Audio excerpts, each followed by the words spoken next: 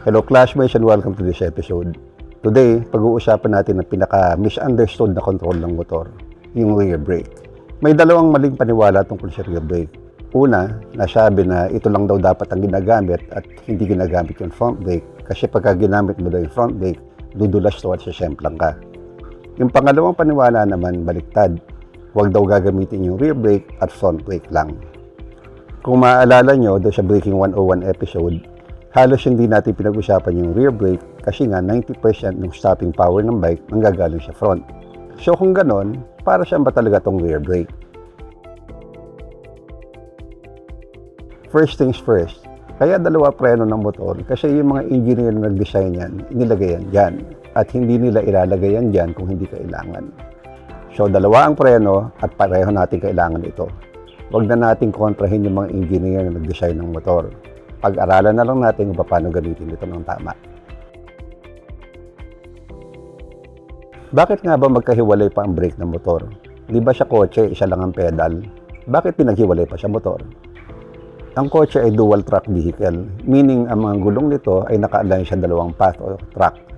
Dahil yung weight ng kotse ay nasa pagitan ng dalawang path na to, di kasya matatag yung kotse. Kahit dumulas yung gulong, hindi tutumba ito.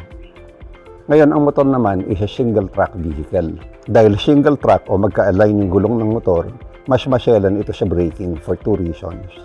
Ang unang dahilan ay pinaka-obvious. Ang motor ay tumutumba. Dumulas lang ng konti ang gulong mo, goodbye na more often than not. Pangalawang dahilan ay yung weight transfer na pinag-usapan natin sa Braking 101. Hanggat lumalakas ang braking, lumilipat yung bigat ng motor doon sa harap at nababawasan yung weight sa likod. So, nangyayari, mas kumakapit yung harap at nababawasan yung kapit sa likod. Ngayon, kung palaging pantay yung braking force ang harap at likod, eventually magla-lock up yung rear tire at dudulas ito. Ito ang dahilan kung bakit pinaghiwalay ang front and rear brake ng motor. Kasi as we ride under different conditions, nag-iiba-iba ang requirement ng braking natin. Minsan kailangan mas malakas yung likod, minsan kailangan mas malakas yung harap, or minsan isa lang ang dapat mong ginagamit. Separate brakes give us this flexibility. In the past few years, nauso yung tinatawag na combination brake, wherein pag pinena mo yung rear brake, eventually kumakagat din yung front brake. Dito sa Honda Beat, normal ang function ng rear brake lever pagka moderate yung braking mo. Pero pag dinagdagan mo pa yung pressure sa rear brake, eventually kumakagat din yung front brake. Ginawa ang combination brake para maging mas madali para sa ordinary rider. Mas madali kasing pigilin yung bike kung dalawang preno ang gumagana instead of isa lang. Pero may limitation din ang combination brake kasi nga nakalink yung rear brake at front brake. Pagka dinagdagan mo ng dinagdagan ng pressure, darating doon sa punto na magla-lock up din yung rear tire mo. Ngayon, kung babawasan mo naman yung brake pressure, mababawasan din yung braking force sa harap. Kaya kahit na naka-combination brake ka, kakailanganin mo pa rin yung front brake kung gusto mo ng maximum braking force.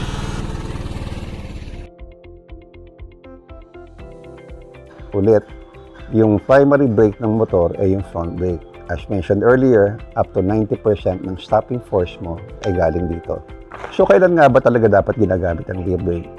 4 na example sa pag-uusapan natin sa video na to, pero ito ang basic rule. You have to be smooth or swabe ka sa preno. Gaya ng lahat ng bagay sa pagmumotor, dapat ang application mo ng rear brake ay smooth at progressive. Kapag mabigat ang paa mo at bigla mong tinadyakan yung preno, lock up ang aabutin nito na mag-slide ka. May mantra nga daw sa Yamaha Champion Riding School. Ang sinasabi nila palagi, load the tire before working the tire. Ibig sabihin, bigyan mo ng panahon kumapit yung gulong bago mo kargahan ito. Doon sa Braking 101 episode natin, dinemonstrate natin na kapag binigla mo ang load sa gulong, dudulas ito. Pero kapag dinahandahan mo yung application ng brake, mas kakapit ito. Sa emergency braking, kailangan mapigil mo yung bike in the shortest distance possible. At magagawa mo lang to pag ginamit mo ng sabay yung front at rear brake. Ito ang stopping distance ng motor kapag rear brake lang ginamit.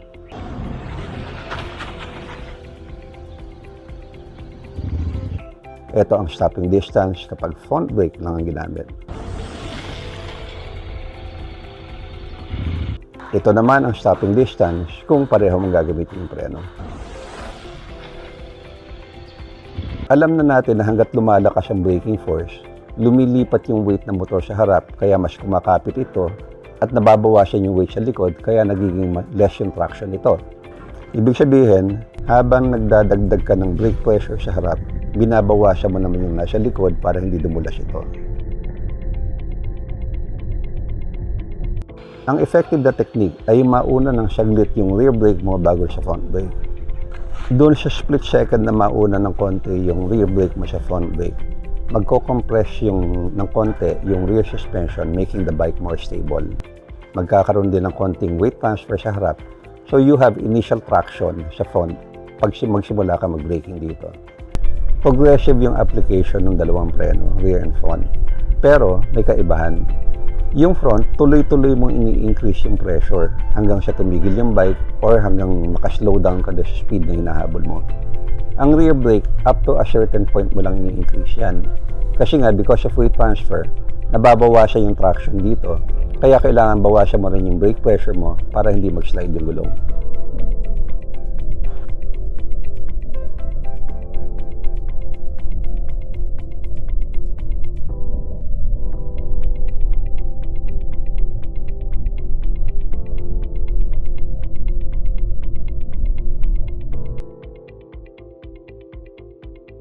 Kung gusto mo maging smooth sa low speed, kailangan i-master mo yung rear brake. Actually, for low speed and tight maneuvers, rear brake lang dapat ang ginagamit. Pagka naka-fully lean yung motor, konting-konting mali mo sa pagpipreno sa harap, halos siguradong babagsak to. Bakit nga ba kailangan i-drag yung rear brake para maging smooth sa low speed? There are two reasons. Una, mas stable yung bike. Kasi pagka nag-accelerate ka, yung rear suspension mo tumataas ng konti yan. Pagka nag-decelerate ka, bababa ng konti yan. So yung up and down motion na yon medyo makes it more difficult to control the bike. By dragging the rear brake, binabawasan mo yung up and down motion na to. Ang second benefit naman ng dragging the rear brake in slow maneuvers is nare-regulate mo speed. Kahit na medyo mabigla ka sa throttle, hindi ba siya susugod yung bike kasi pinipigilan mo ng konti ng rear brake. Mas mahalaga yung rear brake sa low speed maneuvers an automatic bike kasi walang clutch to regulate power to the wheels. The only way na magagawa mo to is by dragging the rear brake. Medyo pinagkokontra mo yung throttle at yung brake.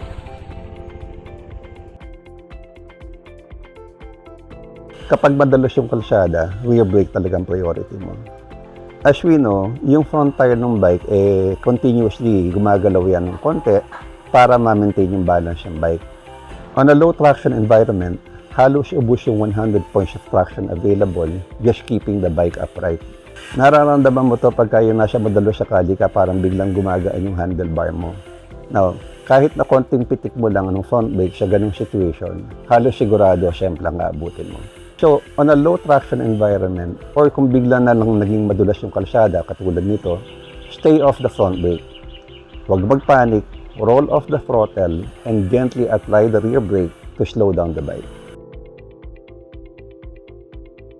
Itong topic na to hindi masyado na pag-uusapan pero actually isa to sa mga measures pag-evaluate ng level ng rider. Paano mo bang ihinto yung motor mo? Ganito ba? O ganito?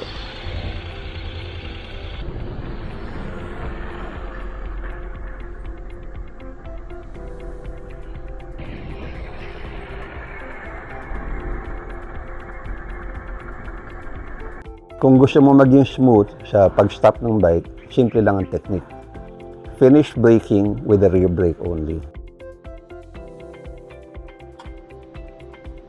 You initiate braking by mauuna ng kaunti yung rear brake mo, closely followed by the front brake.